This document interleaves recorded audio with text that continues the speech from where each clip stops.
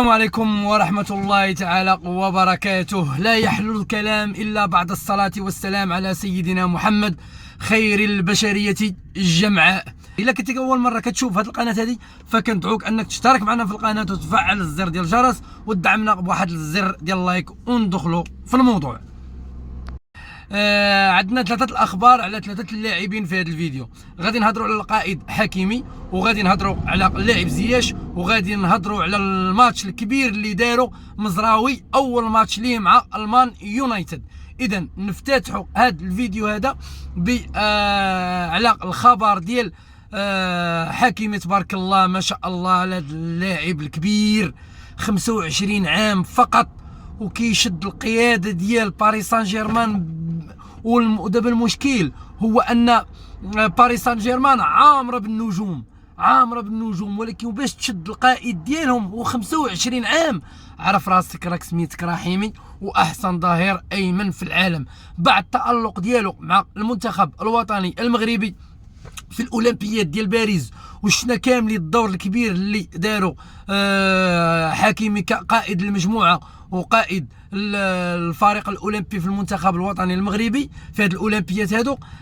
مني شافوه الناس ديال باريس سان جيرمان وشافوه كيفاش جير الماتشات ديالو، وكيفاش كان كيهضر مع اللعابه، وكيفاش كان كيهضر مع المدرب، وكيفاش كان كيهضر مع الحكام، وكان كيفاش كيهبط اللعب، وكيفاش كان كيطلع اللعب مع اللعابه.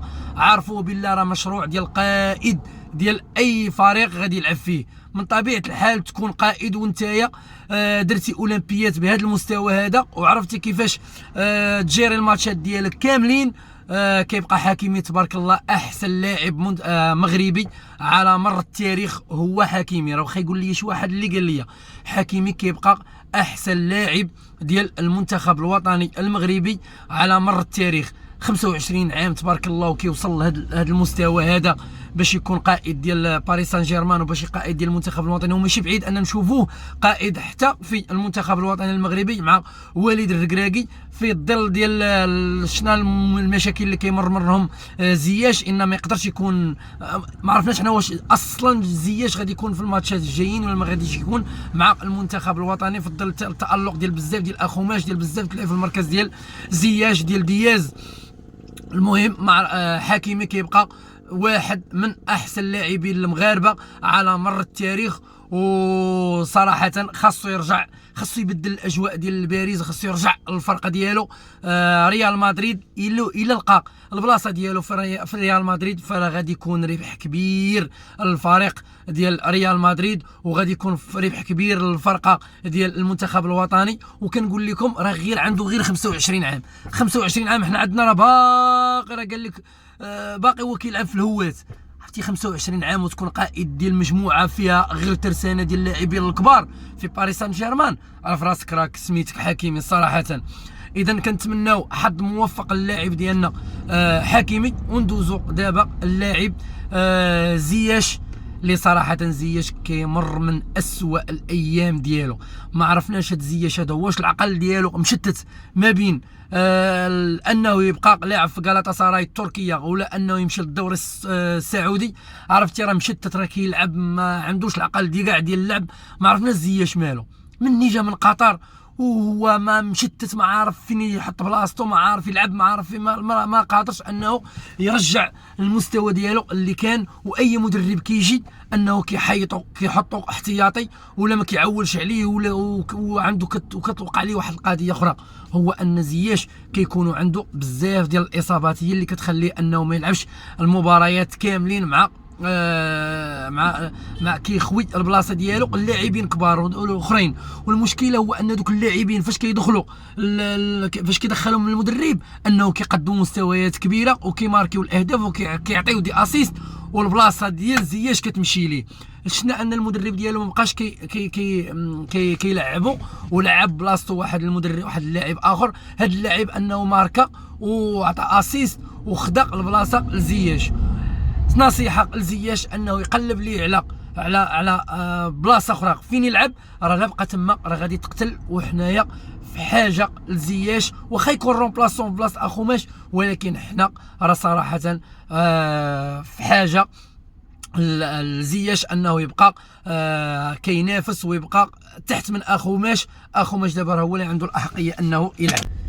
كي قلت لكم كنتمنوا ان زياش يلقى موطئ قدم ليه في شي فرقه تكون في الخارج. علاش لا دابا ولينا طالبين غير السله والسله بالعنب، تكون غير في الخارج وانه يلعب كتيتيلير في الفرقه ديالو. دابا غنجيو المايسترو الكبير نصير مزراوي اللي قدم مقابله واعره ليه مع المنتخب مع الفرقه ديالو مانشستر يونايتد الجديده، وشنا ان الجمهور ديال مانشستر يونايتد انه تفاعل مع هذا اللاعب من الدخول ديالو، تفاعلوا معاه في مني كيشد الكره كيبقاو مفاعلين معاه. والمدرب الكبير كيصرح وكيقول ان اللاعب مزراوي من احسن اللعابه اللي شفتهم عيني، وقال لهم انا عارف الامكانيات ديالو كي دايره، وقدم مباراه كبيره مع الفرقه ديالو مانشستر يونايتد، وكيفاش كان كيطلع وكيهبط وكيفاش كان كيستلم الكره، كيفاش كان كيدافع، كيفاش كان كيهاجم. اذا الجهه ديالو داز فيها الشطابه.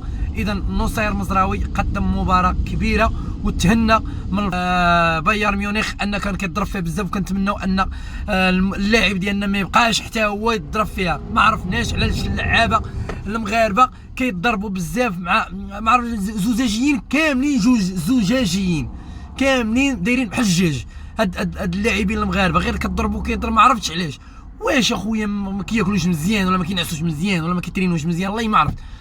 كيتعرضوا بزاف للاصابه، لا هو لا زياش، بزاف اللاعبين. المهم كنتمنوا ان اللاعب ديالنا مزراوي انه يقدم موسم استثنائي مع الفرقه ديالو مانشستر يونايتد اللي ما قدرش ان اللاعب ديالنا امرابط انه يبقى فيها.